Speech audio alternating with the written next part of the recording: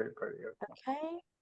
And I'm gonna check Facebook as well before I just start talking like an idiot and it not even go up on Facebook.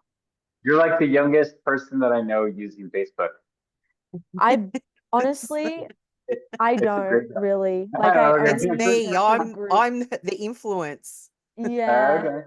All right. Yeah. I didn't know. I'm the one who spreads it out to like YouTube and like Spotify and stuff. Okay. Very So cool. it's up, thank gosh. Yeah, we're Wow, live. we are live. Welcome everybody to She's of Love. And today we have a brand new guest on, which is always super exciting. And I'm so honored to introduce Luis Guerra. Oh gosh, Mhm. is that That correct? was great. Yes, that's right. Okay, cool. I'm always horrible with names and I always forget it, like just leaves my mind straight away. No But worries. I've added kind of a little bit about you on our caption and our description and stuff. Um, and your story is very captivating and deep, and I'm so excited to hear more about you and your story. So Okay. I guess I'll open as always whenever we have a new guest. Our question is, what is your awakening story? And we kind of leave it open so you can tell your own story however you feel called to. And Okay. yeah, you can just take this wherever you want and we'll follow along. So I'll hand over the mic and I can't wait. Okay. Yeah. I mean, I feel like I've been on this very long journey of awakening. You know, it started very early on, but it got sidetracked for about 40 years or so, 35 years or so, and it really didn't. I didn't really awaken, like quote unquote, until around 44, 45, when I was diagnosed with multiple sclerosis. That's when, and I've probably been living with it for a long time, but it just was undetected.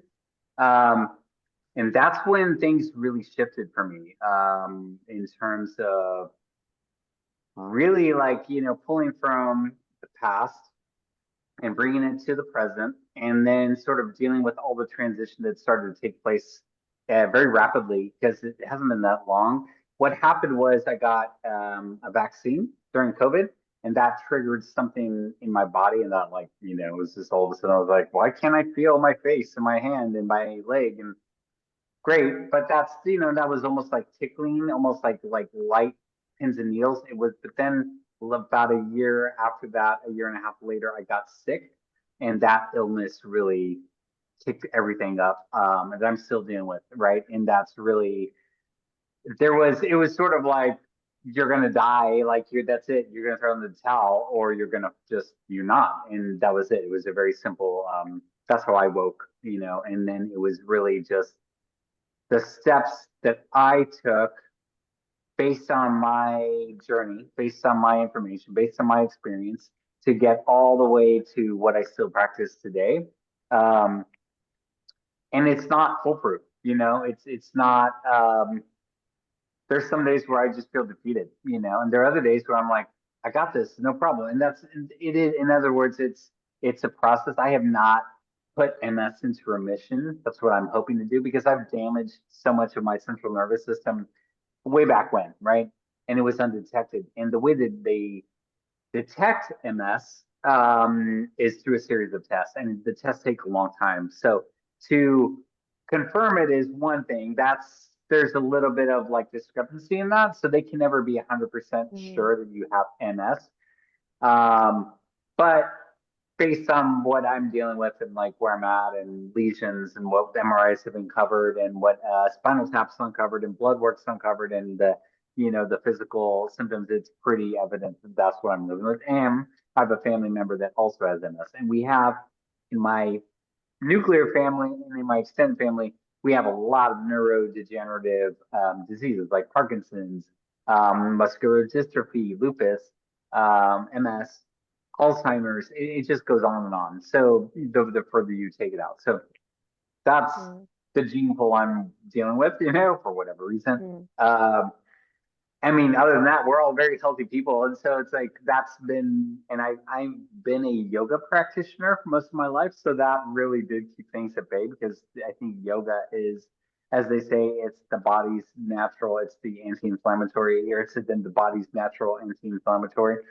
So I was able to keep that at bay. But I also had a very unhealthy lifestyle that included drinking, doing drugs, but also escapism and like negative mindset, like a negative rumination. And so that is very much where that's part of this awakening story is that I sort of very much have been shifting the conversation in my own mind to a positive mindset, and that's very much how I embrace living now.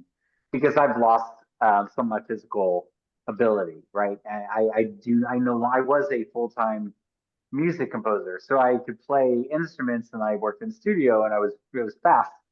Well, when you start losing MS, when you know thanks to MS, you started losing dexterity in my right hand, which is really my dominant hand.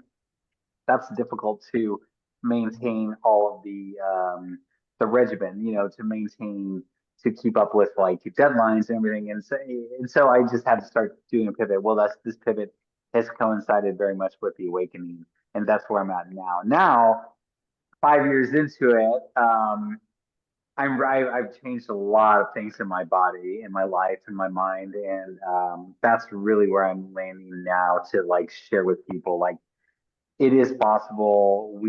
It's not about, I mean, I know people that are putting MS into remission. It's not about that for me because I think that I've just damaged so much of my neurology. But it is very much about having the tools and techniques to learn how to live with it and deal with it Mm. and maintain and have some a semblance of of a normal life until life is up, you know, and we don't know when that is. So that's that's where I'm at. Does that making sense so far? Do you have any Yes. questions? Yeah. Yeah.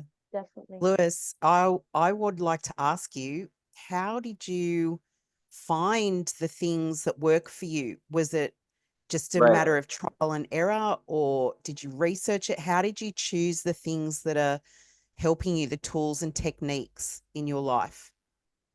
Well, both. So there was a bit of like trial and error. Definitely there was a lot of like, let's just throw paint against the wall and see what sticks. There was definitely that. Mm-hmm. But there was Mm-hmm. also other people that had gone before me that have, you know, my predecessors, my ancestors, that they've done certain specific things that like were very inspiring to me. So I went, that was the starting point. One of which was my ex mother-in-law. I'm divorced, but my ex mother-in-law, she was a cancer survivor for almost 15 years. It was like 14 years, and that was very much through supplements and diet. And and she did find spirituality in her own manner. Very different spiritual connection than say what I pursue, but the point it was like she had a purpose, right? And she also wanted to see her granddaughter grow up, and as long as just as long as possible. But the difference is that I think she probably held on to her body so long that it was beginning to torture her.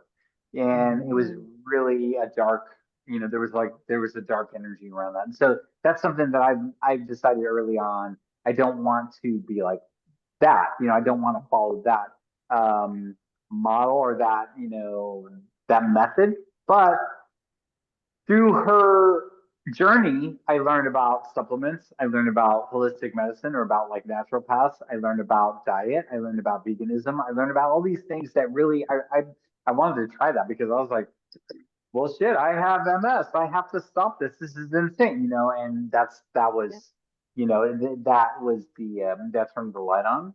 But Yeah. it's different. MS is different for every single person. It's very mysterious. Mhm. There is no identical form of this condition. Mm. So it's really what you're able to do, what works for you, what works for the Yeah. individual, and what works for me is different than what's going to work for you. But there might be some Yeah. crossover, and if you have, hopefully you don't have it. I don't think you do, but I'm just saying if you know if somebody said, "Hey, Luis, I was just diagnosed with MS. What did you do to deal with blah blah blah blah blah?" I'd be like, "Well, this is what I've done."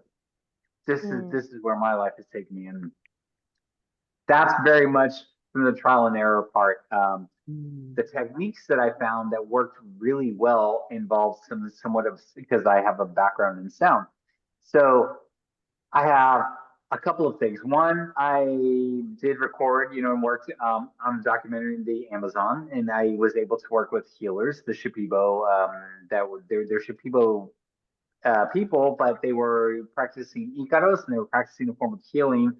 Some of it was around ayahuasca, but some of it was around the song. That was really powerful, and I witnessed that. And I was a very healthy person when I witnessed that, but that did make a very strong impression on me. So there was that, but then there was my friend at the University of Minnesota, which is the state in the U.S. For those of you that don't know, who is researching binaural sound, and I think that's fascinating. And so the idea, back to what Einstein has said about, and physics has said, and we have now seen through studies of the brain. Now we're getting into like neuroscience, but the brain emits frequencies, right? So the emotions in different parts of your brain are going to emit different frequencies. Yeah. So that was fascinating to me. And what I knew about sound and sound healing and phase cancellation specifically, really I incorporated into my own life as a way to try to defeat extreme pain. And the pain that I was feeling was damage to my spinal cord, my central nervous system, spinal cord, but I never successfully found the sound. But it led me to meditation and chanting, and through that was breath work, right? That was a way to deal with intense pain that I still have, but now I take like really strong medicine for this. And to be really clear for your listeners, no, narcotics do not work for this. Opioids don't work. So this is not about killing pain. This is about redirect. This is about like changing the signals of your brain, which is Yeah. fascinating. I didn't even know this existed. And so it's basically like if you're epileptic, if you have seizures, they give you a medicine that shuts down that part of your brain that's going to react to whatever is an environmental or inflammation or whatever it is that's causing the seizure. And so that's where I've landed for one of my symptoms. I'd say that's the peskiest MS symptom that I deal with, aside from spasticity in my legs. But I'll take that any day over the pain, because pain is debilitating, right? It is debilitating, and so I don't think people realize, like, and I'm a very, like, I'm almost 50. I'm covered in tattoos. I've been through pain. I've broken limbs. I've been stabbed. I've fought. I've had bottles broken. I've like all kinds of things have happened physically. They don't compare at all to what I'm trying to explain to you. And so Yeah. when your brain starts emitting signals of pain to attack itself, to attack your body, but it's like there is a frequency. In my mind, in my simple mind, if I could figure out what the frequency is, I'm going to cancel that frequency. But I have not been able to do that. We have not been able to do that successfully. There's some experiments with binaural sound. We show that it is effective for anxiety, for stress, for reducing cortisol, for reducing like certain hormones. We see that. But to turn off a signal, basically, it's like the only thing that I have seen successful are the deep, deep, deep meditators. The people that consider meditation so deep, there is nothing that you could light them on fire and they're not going to feel it. That is what I'm talking about. That's really what I'm talking about. Trying to transcend my body, and that's the journey that I'm on, because until we have a breakthrough, that's really it. Those are my options. Yeah. That's it. And so, so the awakening started, but it's not over. Back to that Yeah. moment, it's not finished. I'm still going through this journey now. In the meanwhile, like, thank goodness for Western medicine, Eastern medicine, holistic medicine, all medicine, right? Anybody that wants to heal, thank goodness. So it's really how you structure your questions to the specialist or to the expert. That's where you're gonna find the answers. So I bring this up because one of my neurologists, and I see two, one of them did disclose to me that, like, well, we don't have a cure, but we can stop the progression.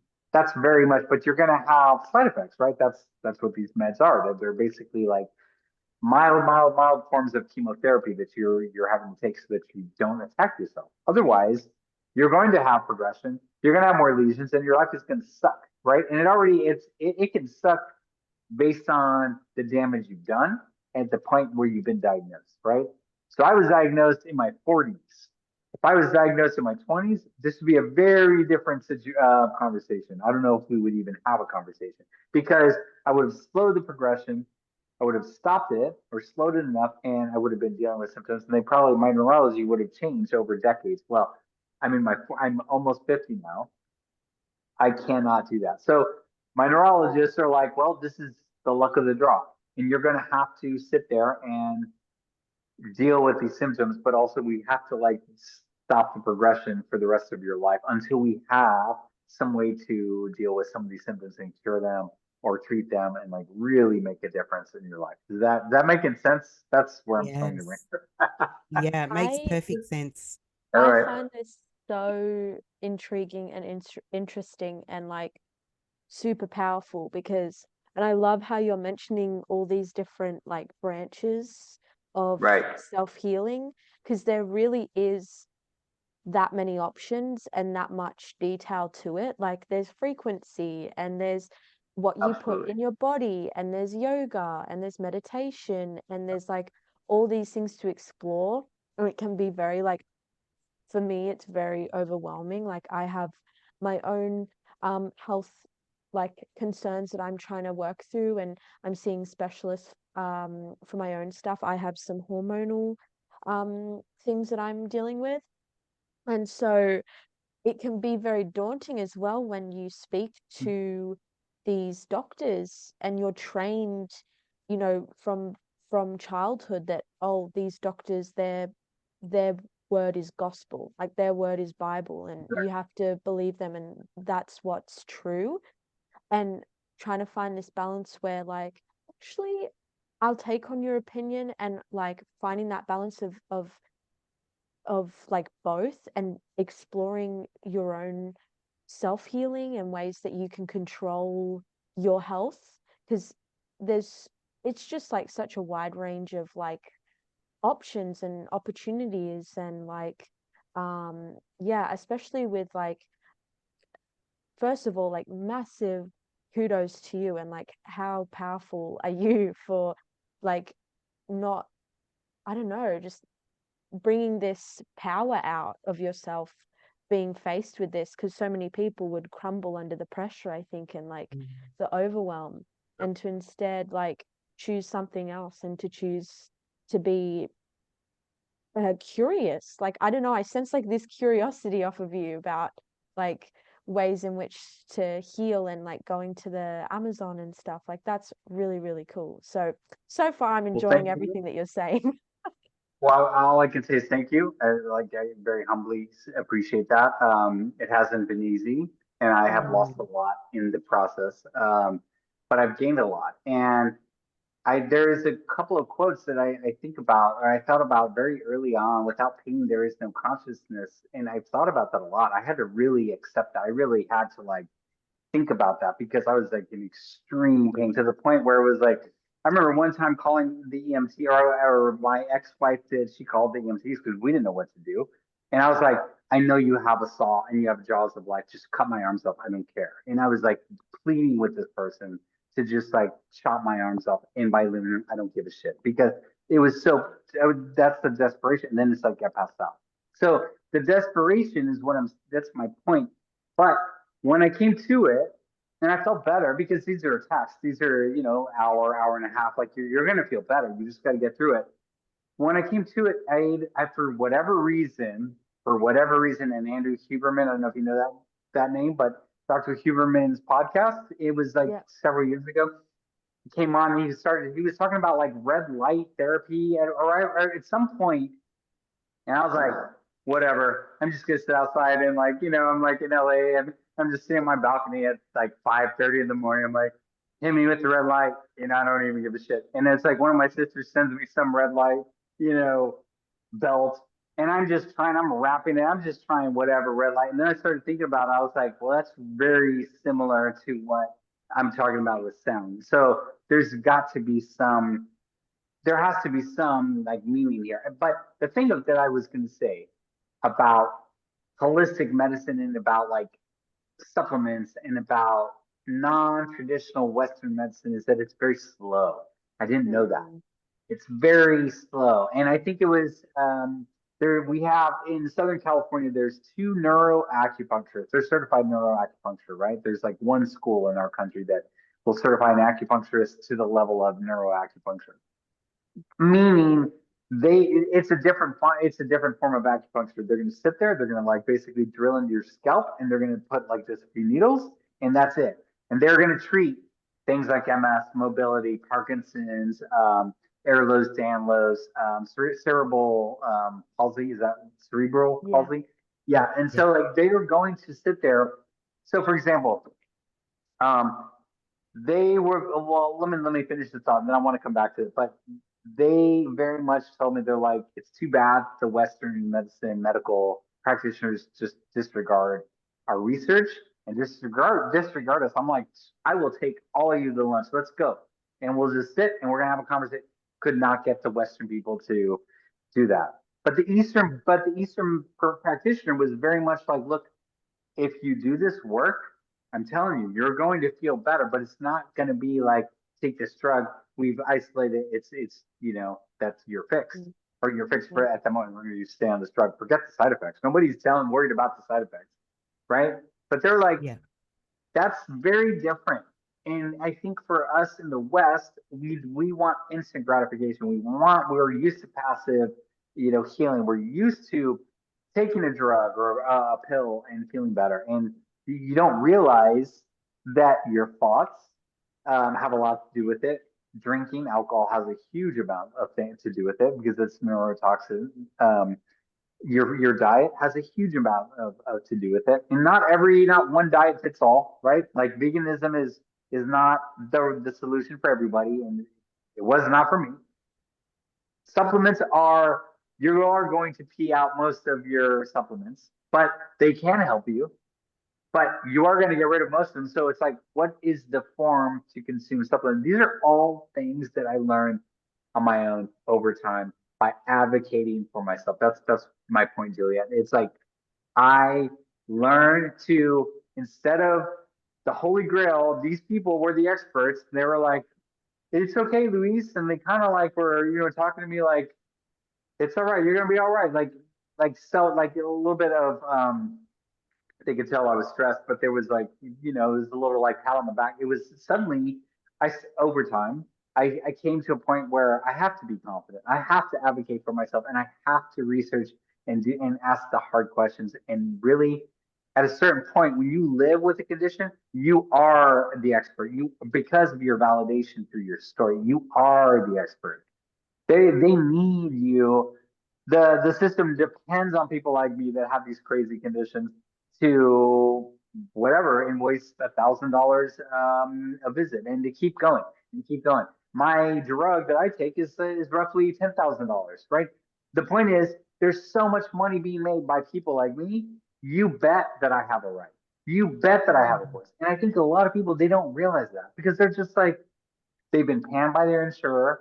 They've been panned by their provider. Their family might not even want to like deal with them because it is kind of a pain in the ass. Like we have to like you need help, you have to find somebody really that has done a lot of work on their heart chakra, or it's going to be very difficult, Mm. and we are getting older. At a certain point, you're young. I can tell. I don't know, maybe a year or two older than my daughter, but like you're really young, so you have youth on your side. Well, I don't. So my cells are already atrophying. They're already dying, right? On Yeah. top of having some crazy underlying condition. So Yeah. Mm. my point is, if I don't sit there and spend the time and advocate and like whatever happens, like forget work, like this is my life. Like that's it. That's all I have. Like really, when it comes down to, if I don't do that, who is going to do that for me? Who? Yeah. Mm. Nobody. Yeah. Wow. You No. know what I'm saying? Like maybe Exactly. you have a partner that's gonna like make a couple of calls, cool, and like console you. Awesome. That's amazing that they did that. But you have to be your own advocate. And I want to spread that message to people. I'm not afraid. I'm just not. Yeah. I've been through the ringer. You know what I'm saying? Like, it's like I'm not making it up. And it's like there's multiple people now at this point that they can validate my story. So I really want to share that experience with others so that they start to feel empowered and they start to feel less afraid. I don't know if that's going to work, but that is the goal of these conversations. And people like me are walking around the planet, and we have to share this knowledge because if I Yeah. don't, then who the hell else is going to? Who's going to? You know? Yeah. Yeah, exactly. Yeah. I really, really resonate with what you're saying, and I commend you for that because I think any kind of health issue can be really scary, and it can Mhm. drive people into their own cocoon and say, oh, I'm dealing with all of this. I just don't want to deal with anything else. I don't want to deal with people asking me questions. I don't want to deal with, you know, people knowing about it. I know my father had motor neurone disease and he passed away of that from that. Mhm. And he was very private about it. Both he and my mother hid it from the rest of my family, which was really, we respected his decision, but it was very difficult because we were lying to people about it. And he went that way. He went into his cocoon. He wasn't interested in speaking about it or telling people about it. He went the other Yep. way to you. So I've seen um, what that can, the destruction and the dark side of hiding it or not speaking about it and feeling ashamed. Yeah. So what I'm hearing from you is like high five to you because doing that and speaking about it, that's the way I would go if it was me, because I'd want to help other people. I'd want to shout it from the Yep. rooftops. I'd want people to know my story. I'd want to, I mean, that's how I deal with things is I let it out. I want to, you know, speak about it because when I'm speaking about it, it helps me to process what I'm going through. It helps me Mm. to, when I have people's understanding of what's going on, it helps me to process. So that's how I probably would deal with something like that. So I can't yeah, say I can't say that I was always like this. I was not. yeah, I was like your yeah. dad. And I I can saw my imagine. dad, I was very private. I saw my dad do the same. He just like, he died of Parkinson's eventually after like, he think he fell, hit his back or hit his head and he had a back, like he had back surgeries. So he never took care of it. He just drank and he was quiet and he cocooned. Yeah, And it took about yeah, 10 years, but eventually he died, and it's like, I don't want to do that. I Yeah. don't yeah, want to do that because there are a lot of people like me. They just need that spark. That's just health. yeah, Imagine, imagine stepping into a situation. This is what's so fascinating. This is like I look at healthcare providers or I look at people that are complaining, anything, complaining about anything. And I'm like, but your life is so awesome. What are you complaining about? Why? yeah, Or like a healthcare provider, it's like you're here to help people like me. This is amazing. We're helping you. I'm helping you, and you're helping me, and there's two of us, and it's like it's symbiotic, and this is amazing. Come on, this is great. But yeah, oh, because you're burnt out, because you're overworked, oh, because you feel underpaid, you feel undervalued. Well, that's different. Now we're getting into yeah, the mindset. Now we get into like changing our mindset and looking at like life as like, oh, isn't this amazing? Like I woke up today. I could walk today. Shit, that's amazing. Just yeah, that. Now tell that to somebody who's like they didn't even think about walking. They're thinking about like how to get the pay raise and how to like validate themselves at their job or in their relationship or whatever. And it's like that's really what this conversation I feel like it can boil down to for yeah, aside from health is really just the mindset of like, and I guarantee you I was not like this for most of my life. I yeah, was an escapist. I was avoiding. I was drinking, and I didn't think about this shit at all. Yeah. It was like I took it for granted. I had a roof over my head. I had money in the bank. I had like all of these things, But then guess what? Just like that, it can be taken from you. And I Yeah. think that's a really, really important lesson, not only for me, but that I want to share that with whoever is like down to listen. Anybody, anybody. Yeah. You know what I I mean? I really really think that that's like, so it will resonate with a lot of people because there's so much that's to be taken for granted. We live in a society that's like so Absolutely. dopamine addicted, like, and Absolutely. it's very easy to Mhm. forget like just how lucky we all are, especially when there's this big, you know, story going around that, oh, this is a horrible time on the earth, like Yep. everyone's gonna die, war's gonna break out, or like Yep. all this, you know, this like false story. And yeah, to turn back to ourselves a little bit more and to our bodies, and yeah, like turning back to a more Eastern medicine like route and our everyday, instead of like turning to Western medicine only when we need it, kind of thing. Like Right. that's where I'm Go trying for to it.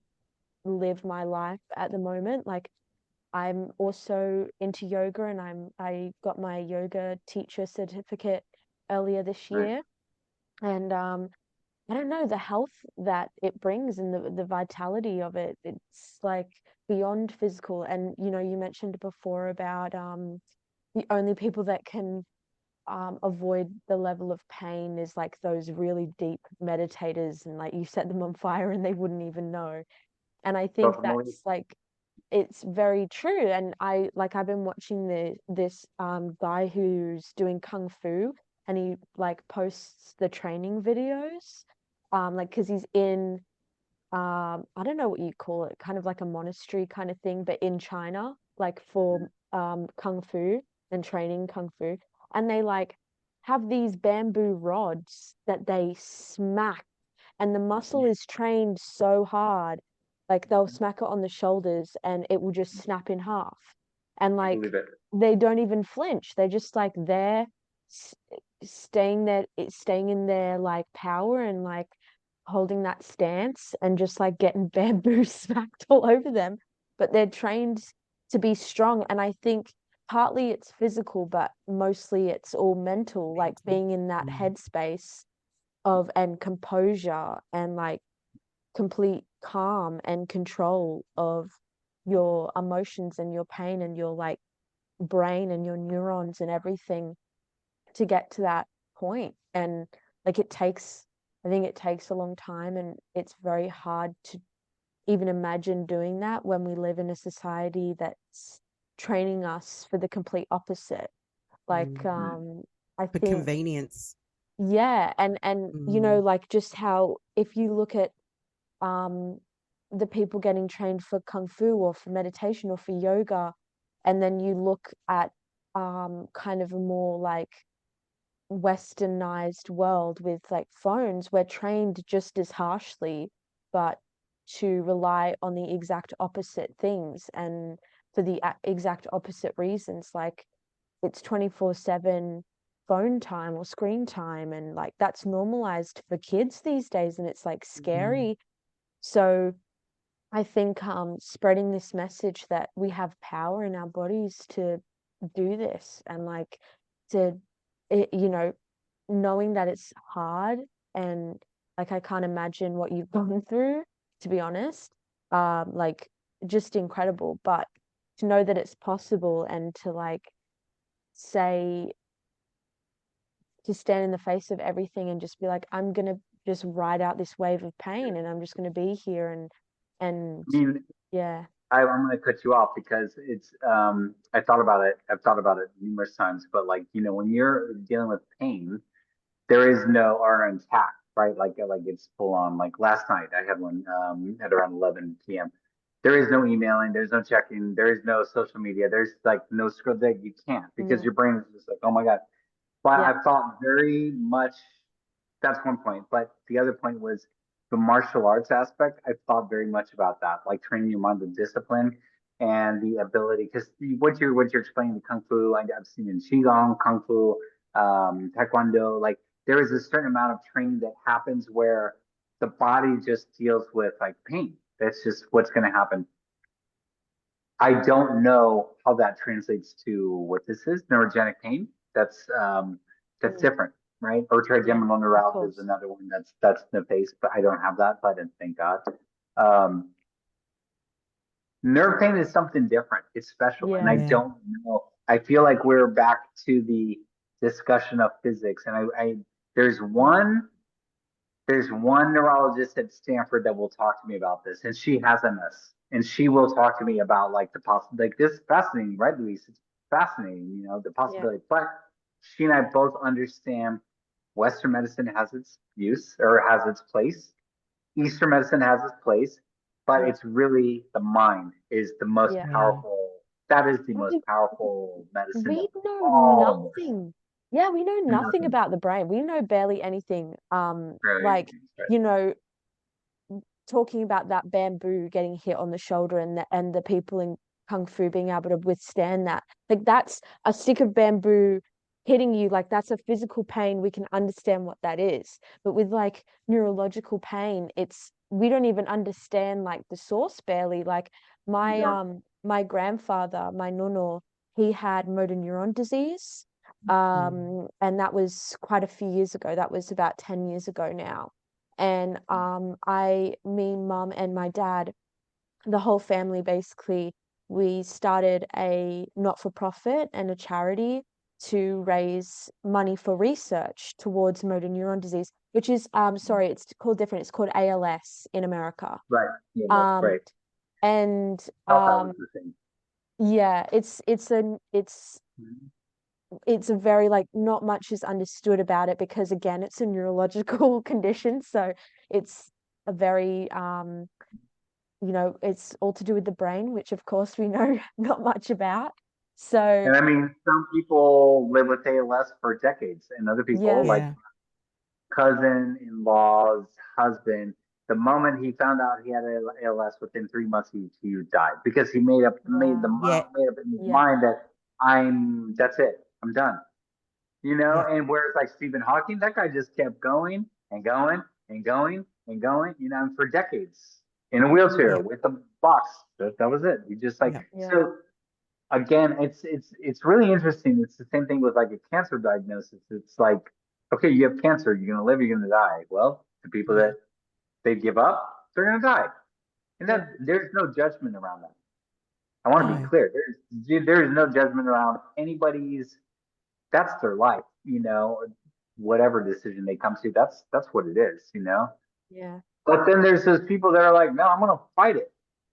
And that's it. I'm gonna wake up every single day. I'm gonna make sure that that's what it is. And Yeah. Yeah. that these conditions. So like ALS, MS, Parkinson's, rheumatoid arthritis, anything that's neurological that we know very little about, because really neurologists, they don't know shit. I mean, no offense, but they really don't know. They Yeah. don't They don't. know about. I mean, they have a lot. They know a lot of information. They went to school. They've. I wasn't trying to sound belittling, like they don't know shit, but they don't know about my condition.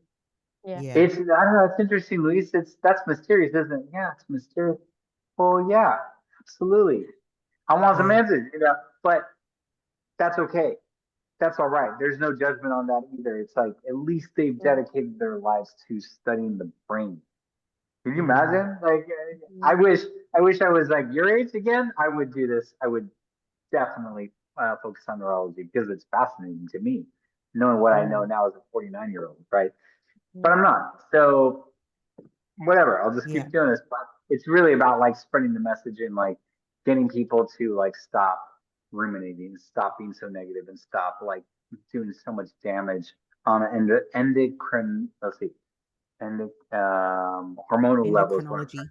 yeah. Yeah. And like the Endocrinology. Yeah. hormones are released, right? So every time I'm like, oh, I don't like myself. I don't, my legs, whatever. Oh, my fucking, that is sending a message that's negative. There is a Yeah. hormone released with that. That's not good for me. I love myself. I love my body. I love the fact that my legs are doing the best they can, under the, it's amazing. I love how strong Yeah. I am. I love how like, whatever it is. I love how Mm. focused I am. I love that we're having this conversation.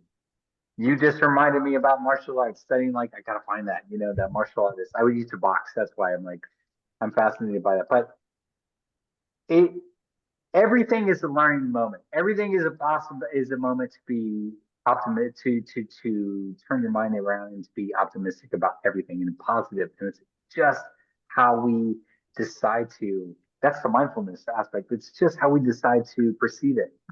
You know. Yeah. Yeah. Yeah, Yeah. So 100%. interesting because what you were saying, because my dad, um, we're talking about mindset and people giving up. He fought motor neurone disease for 2 years, and he tried to be as positive as he could be. There were days where he was smiling and I was like, oh my goodness, he's smiling. Like, how strong, like how wonderful that he can still smile through all of this. Mm, But he died on a Friday. I was caring for him while he was sick. I was with him on the Wednesday before he died, and we were at the doctor's because he had a chest infection, and he said to me, Claudia, I'm done. I'm done, mm, honestly. And I said to him, don't say that. Like, I really got scared, mm. and I couldn't hear him when he was saying to me, I need to check out now. I can't do it anymore. I couldn't hear that because for me, I just wanted him to live forever. Sure. To death. Um, and then on the Thursday, his chest infection just got so bad, and he died on the Friday from pneumonia. Mm, And it was like he was telling me the truth. I couldn't hear it at the time, but after he died, I was like, he was really telling me the truth. He didn't want to be here anymore. And yeah. 2 days later, he passed. Yeah. And Just like it's that. just so our we don't understand how strongly our bodies listen to our emotions, to our Yeah. thoughts, to our beliefs. Our body Yeah. really listens to those things.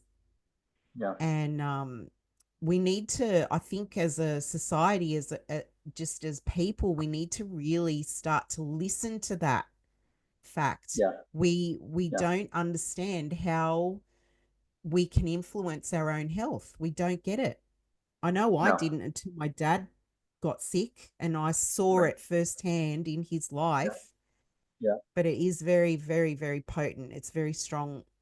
There's a very I strong mean, connection between our bodies and and our to minds. that point, and sorry to hear about his passing, and like to bring this up to even bring this subject up, but it's like it. At least he stuck it out for 2 years. You know what I mean? Yeah. Yeah. At least he tried. He's like, I'm gonna fight. I'm gonna fight. And it's like these conditions. Like I was feeling like last night. I was just like, man, I'm just so exhausted.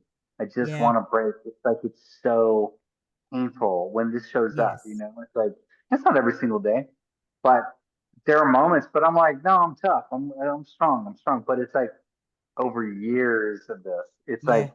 what does it do to your neurology, to your brain, and to who you are? It starts to beat you down. So you have to like take extra time to bring to be strong, to bring yourself up, to remind yourself it's okay, it's all right. And it's hard. Like ALS, it's like that's brutal. Like I've seen Yeah. it. I've seen it twice now, where it's brutal. I saw one person live with it for a long time, but they were basically bedridden and they couldn't move. But they were smiling, they were happy. They were like, I'm just gonna like ride this out as long as possible, and they did. Yeah. But that was their mindset. That was Yes. their mindset. That was very much like I don't know. They were young, when they got it. They were younger, and I don't know. That's just who they were. And I saw somebody else like, nope, I'm Yeah. done. Checking out, I'm Yeah. done. And that's just their life. Yeah. Um, I choose right now, I choose, and I've been committing myself to helping others, and I really want to spread. And I'm just starting to get the word out. I just launching a podcast, as you know.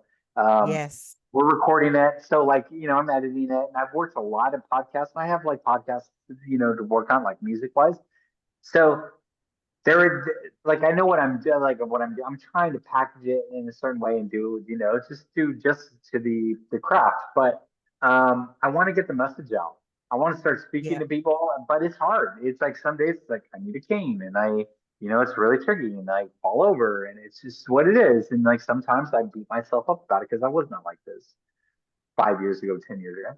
Was not Yeah. like this at all. But it is what it is. So why waste the time beating myself up about it when I have shit to do? That's how I feel. Yeah. I got Yeah. work to So do. true. You know what I mean? You know what I mean? And so Yeah. that's where I want to live. And I want the constant reminder to just stay in that space as much as possible. And I feel like having these opportunities like this conversation and like emailing and like knowing that this is coming up, that's how I keep it going. Like Yeah. lining things up, be like, okay, I gotta get to March. Okay, I gotta get to May. Okay, in June I've got this.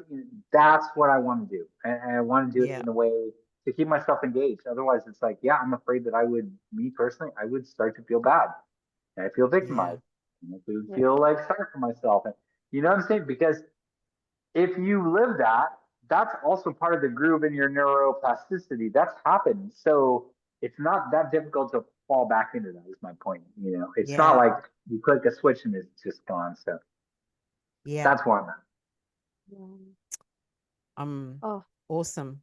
I'm conscious of the time. I think we're at 9:30. Is that right, Juliet? we have 5 more Yeah, minutes, you I got a few think. minutes. Yeah, we got to. I could probably like stick around for another 5 or 10. So if you have, or I don't know, whatever. I mean, like I'm just enjoying the conversation. So happy to, but I'm happy to wind it down because I will keep. No, I'm a I talk. I would love to ask one last question basically to end us. And that is kind of about um, you know, heading forward in everything that's going on. Like I want for you with your awakening, with your podcast, with your music, with not just with MS, with everything, like what is kind of your biggest intention moving forward? Um, staying on this track and like what's a big goal of yours coming up or like just kind of where you want to see yourself in I don't want to give like a major timeline or anything, but yeah, just in the near to far Well, I future. will. I will. I will. I'm gonna challenge you on that because Okay. I am riding the clock in that this is good. We're gonna start finding solutions to these symptoms very Yeah. quickly because of AI. So I am an optimist. So I want to like stick around long enough for there to be something that's gonna like, oh yeah, we have this little whatever Neuralink or whatever or something. I'll like sign me up. I'll do it. Put it in my brain, turn this shit off, turn off the electric shocking feeling that I have. That's one thing. So, but the intention is to just live it. Like I want to get closer to not feeling it, like whatever the discipline comes from. So that's meditation. That's maybe like doing some martial arts, some practice. But I also want to live in love, and like Yeah. I feel like at 49, I have found that, and I want to stay in that. And that's with somebody who's like willing to bring me into their world. But it took me a long time to get to this place, and I have a 17-year-old. I want to see her like go like as long as possible in her life and just like do awesome things. She's already doing amazing things. So I do want to be around for that.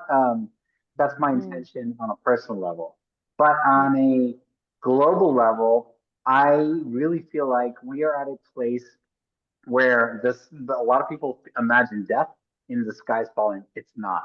The world keeps turning. There's a lot of positivity. There's a lot of optimism, and I want to spread that, and I want to be part of that. Mm, And I know I'm like not the person necessarily. Like they're like, who is this person? On first glance, but like really, I mean, an approachable, conversational, nice person. Yes, I have MS, but I don't want it to run my life. I don't want it to be the one thing that like sort of defines me. And I want to mm, Yeah. share that with others so that they also like your condition doesn't have to define you. Nothing has to define you. That's You it. Just who define you. you are. Yes. Yeah. Yeah. You know what I'm saying? And so like Yeah. I want to get to that place. So that's what I'm working towards, on a larger level. I And there's love no that. wow. That's amazing. Yeah. That's That's so that's beautiful. thank beautiful. you. Thank you so much. Yeah. Thank you. Thank you so much. Yeah. Oh, well, with that, I guess we are we are at time. Do you have anything else to say? Um, I do. yeah, either you Yeah. do? Luis, will you come on our show again in the future? Will you Absolutely. grace And us with I'd your love to bring, presence? absolutely, I'd love to bring my partner on. Hmm. So she and I have started Breathe into Life. That's the name of this podcast, the Breathe into Life podcast. Hmm. But she is more behind the scenes. She's more of a business strategist and like in her own world. She works in like the fashion world. She's like a mover and shaker in that world. I'm much more in media.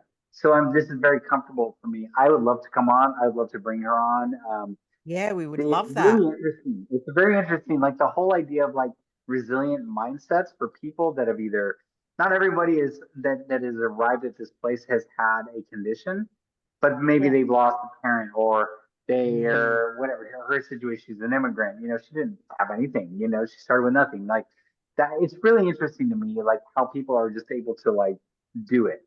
And that is kind of fascinating to me. I'd love to bring her on and do that. And yeah, be happy to talk with you Sure. again in the future.